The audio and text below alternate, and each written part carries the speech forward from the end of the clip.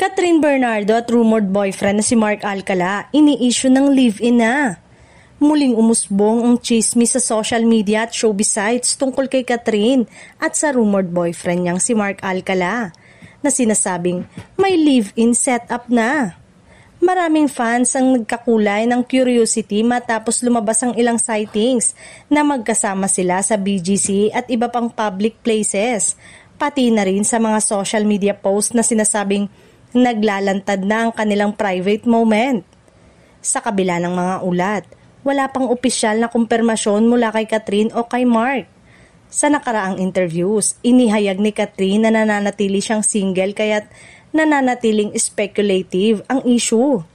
Ang ganitong approach ay karaniwan sa mga artista upang mapanatili ang privacy at maiwasan ang sobrang intriga mula sa publiko.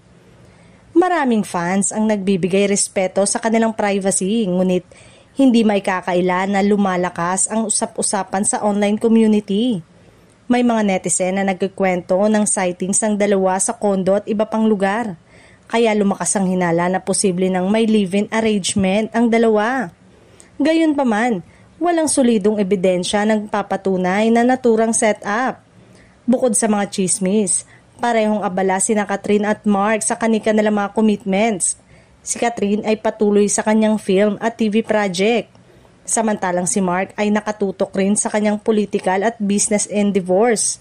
Ang pagiging low-key sa kanilang relasyon ay nakakatulong upang mas mapanatili nila ang focus sa karir at hindi madistract ng speculation.